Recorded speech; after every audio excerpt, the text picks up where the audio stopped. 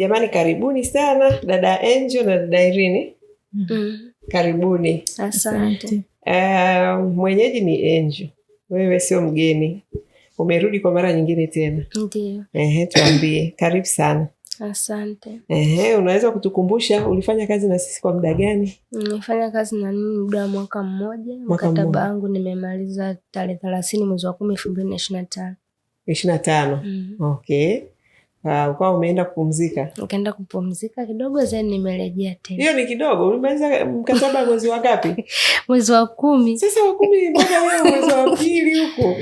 Si kiela kimeisha au ulikuwa unafanya nini? Akijaisha bado kipo. Ulikuwa na mipango gani? Ulikuwa na mpango wa kurudi au kuna vitu ulikuwa umeenda kuangalia kama unaweza kufanya mambo mishemishe nyingine? Nilirudi kwenda kuthibitisha vitu nilivyovifanya kweli vinaenda kama ambavyo mimi nataka.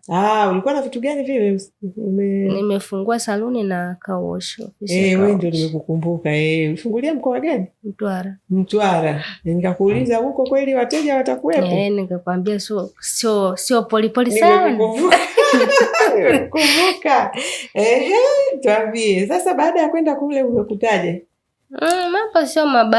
Mambo sio mabaya. Rekodi sio mbaya. Okay. Zinaenda vizuri. Nashukuru. Na anayesimamia kule ni nani? Kakaangu. Kakaangu ndo anasimamia. Kwa hiyo mahakisha kila kitu kiko sawa? Kiko sawa. Umerudi mgodini sasa. Na wakati ule ulifanya mkataba wa shilingi ngapi ulikuwa? Level gani ya dada? Smart. Smart ya shilingi ngapi? 200,000. Ile ya 200,000. Okay. Sawa. Kwa hiyo umeona urudi, maana smart sasa hivi nazo zimepanda 300,000. Na bosi wako uliyeishi naye mliishi vizuri? Bila shaka niliishi naye vizuri kabisa. Okay, sawa. Basi karibu sana dada Angel. Sasa hivi malengo ni nini? Nina lengo langu, sijui niseme ni kubwa, lakini nimekuja kwa ajili ya kukusanya almost nipate kama milioni 15. Kwani sasa milioni 15 kwa smart dada, mbona unakusanya kabisa hiyo hela? Yaani kila kitu kinaanza na udogo. Ukihitaji milioni 15 unaweza kuona ni nyingi, lakini ukiwa mwaminifu katika kutenda zile kazi na wewe una potential sasa ya yaani kwa mfano mwaka mmoja ukasema nikiwa smart dada, nikirudi kwenye mkataba wa mwingine na kurudi kama professional dada. Inawezekana kwa dunia yetu ya leo kwa sababu vitu vingi unajifunza online, umeona?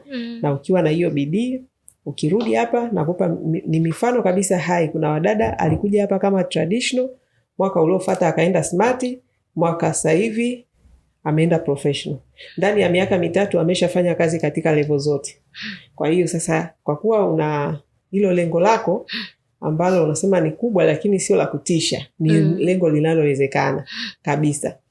Nenda kwenye smart ukiwa na malengo ya kupanda daraja la professional. Fanya yale ambayo unatakiwa kuyafanya kwa maana ya kujiongezea thamani. Soma muda wako wa ziada, ingia darasani. Huyo dada alikuwa anasoma online, unatafuta walimu wanakufundisha kupitia Zoom. Sisi wenyewe tuna mpango wa kuanzisha hiyo program ya kuwafundisha watu kupitia Zoom na kufanya practical pale ambapo inawezekana kabisa. Then baada ya hapo unapanda daraja. Sisi wenyewe ndio, kuna wadada wameajiriwa kwenye hizi kazi za 500,000, lakini sisi ndio tumewasimamia mpaka wakafika kwenye zile level.